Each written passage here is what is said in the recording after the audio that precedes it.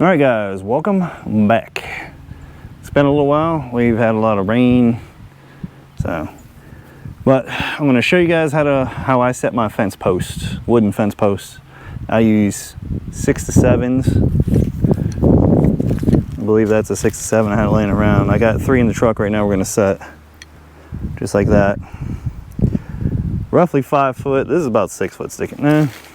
Almost 6 foot sticking out on this one, but I try to dig I'm losing the tripod thing. I try to dig my holes about 3 foot.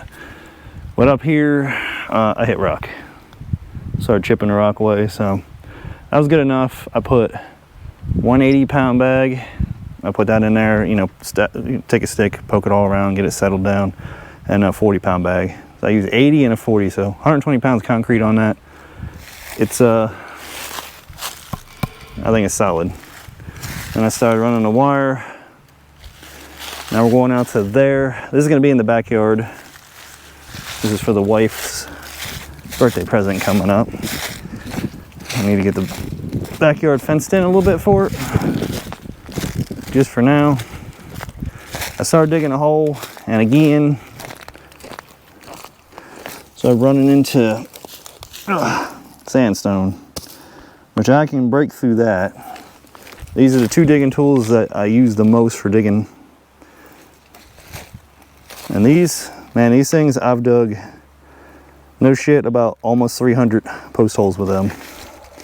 They got a nice scissor, so they don't open real wide. Most of them are just 1 to 1 and they'll open real wide. These kind of have an X pattern, which they don't have to open much. It's about as big as hole, as wide as hole you need to make. And the other tool is your digging bar. And you just take this thing and you can hear the rock down there, but just jam it on down, pull it up, turn it. It's up and down and turn it. And it'll bust on through. Even super hard rock, you can eventually chisel through it, but that ain't no fun. So let me get this hole dug all out to where I want it. I have marks on my post hole diggers, I believe still. Yeah, so there's a mark right here. I try to get to about there. Roughly 3 foot. If not, you know, it's a little high. The post will be a little high. My plan is with the post, see the post will start to rot out from the top because the rain will fall and sit on it and slowly soak in. So my plan is I'm gonna find some birdhouses I'm gonna put on it. Or I thought about flex sealing it, but I don't know if that would hold moisture because it's like a rubber. I don't know. So I may try a few of them. I might flex seal a few, just about 3 inches down, across the whole top and down a little bit. Another way you can do these posts is you can get a crusher run or slag, gravel. You set your post in there, do about 6 inches at a time, and just take the digging bar and pack it down super hard till it's hard and just keep going. You know, slag and crusher run's really not going to drain water either. Concrete's just the easiest way to go. And I use 6 to 7 posts, so it'll take about 40 years to rot out, and I won't care then. All right, let me get the post. They're pretty green, so it's heavy. It's 100-some pounds. I'll get one over here, and I'll get the 2 bags of concrete, and we'll get it set, and I'll show you. Simple way. Simple how to set it, level it. You don't even need a level. Okay, so I got the hole as deep as I can get. I'm probably about 6 inches shy of 3 foot. We hit the hard rock, so. Now next, you want to find the fatter end of the pole, which this one's almost consistent, but this end's a lot bigger. And you want to put it down in the hole. I mean, I guess you go the way around, but you know, it tapers kind of like a tree, so. Next we're gonna put it in a hole, and this is the easy part, how to level it. Is you're just gonna kind of tamp it. You're gonna pick it up and just drop it in there a few times, and it'll pack the dirt and it'll set level. Because the bottom of the pole is, I mean, unless you cut it. If you cut the factory edge off and you cut it on an angle, then it's not gonna sit right. And if you cut the pole, you kind of want to cut the top. You want to keep the factory on the bottom. Which this guy is green and pretty freaking heavy. So usually I just take it,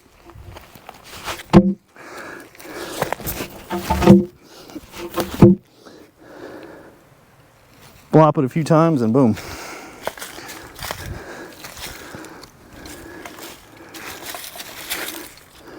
There shiz, you need no level, because and if you put a level on it, it actually tapers. So you're going to be level one side, the other side you won't be. Well, that's pretty decent right there. And we're running to the next pole. And there's the wife. So next we'll get the concrete in here. So let me get that. This post here is on the rather large size of these posts, so my hole is not as big. So I'm just gonna use the 80-pound bag. I probably won't need the 40. Because it's taking up a good bit of the hole. And this is normally the size I dig to. You can see it. It's got a lot of it taken up. So I'm just gonna try. Just gonna use the 80. Which I mean, if you got plenty of time, and whatnot, you can just take this back out, redig the hole bigger if you want to use more concrete. But I work 10 hours today. It's daylight savings time, and I'm tired. So.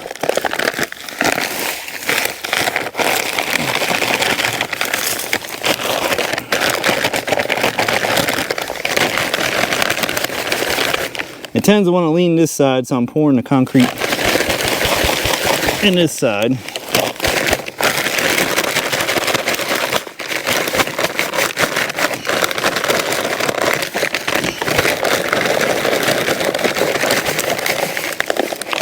Believe me, this stuff ain't fun on a windy day. If it's blowing in your face, but then you want to just take something and kind of just poke her down. So I got enough on this side, it's holding it up. I'm gonna get some, just kind of get it around it evenly and then pack it down every so often, just so there's no big gaps in it.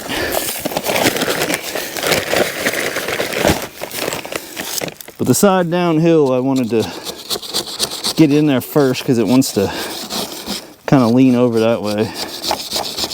You don't want to get all this in there and then find out your post moved a little bit, or a lot. All in all, if the ground dig's pretty easy and you got everything kind of staged, take about 30 minutes to do a post. I'm gonna add some water now, just because it's not gonna rain for a week and I want this to set up. We got probably about 20 hours before I'm gonna pull wire, 20 some hours. So got plenty of time for it to set up. That's a good bit right there. So I'm probably gonna break that 40-pounder open a little bit and pour some in around it some more. And then that'll be good. But yeah, that's how I do it. It's not too bad. Don't take too long.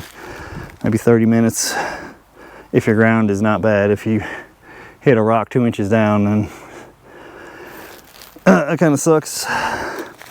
You may have to get a hammer drill or something like that if you need the post there. If you don't, then just consider moving it a little bit over. Everything's different. But I figured I'd bring you guys along for a few minutes and show you how to get a post in.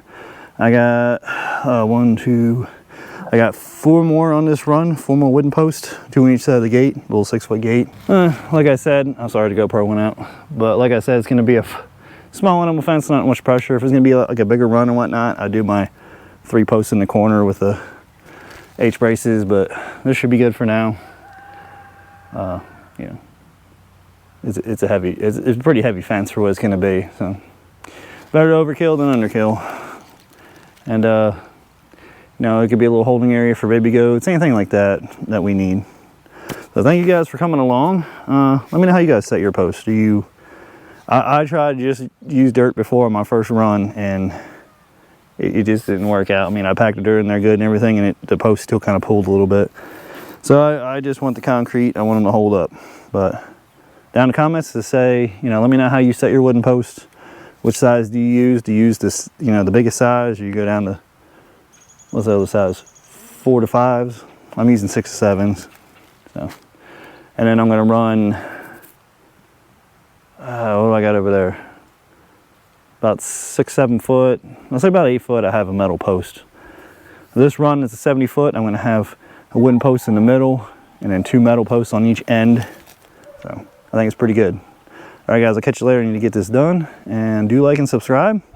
And I'll catch you guys on the next one, whatever that may be.